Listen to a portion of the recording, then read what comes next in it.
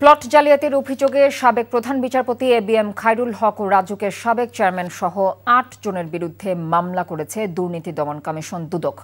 বিকেলে রাজধানীর সেগুন বাগিচায় সংস্থাটির প্রধান কার্যালয়ে সংবাদ সম্মেলনে এই সিদ্ধান্তের কথা জানিয়েছেন মহাপরিচালক আক্তার হোসেন। তিনি বলেন, নিয়ম মাফিক প্লটের কিস্তি পরিশোধ না করায় সাবেক রাজুক কর্তৃপক্ষ প্লট বরাদ্দ স্থগিত করে।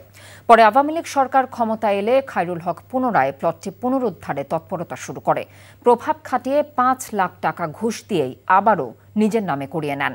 ৩০ কোটি টাকা আত্মসাতের অভিযোগে বেসিক ব্যাংকের সাবেক চেয়ারম্যান আব্দুল হাই বাচ্চু সহ ১৭ জনের বিরুদ্ধে মামলা হয়েছে বলে জানিয়েছেন দুদক মহাপরিচালক।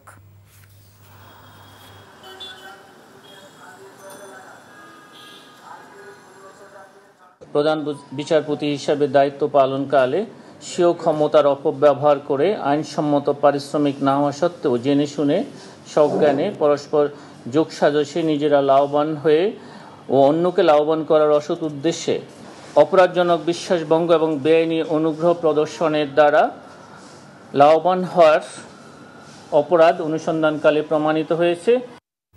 বান্ডেল থাকলে প্রতি সেনমানিতে টাকা বাঁচবে।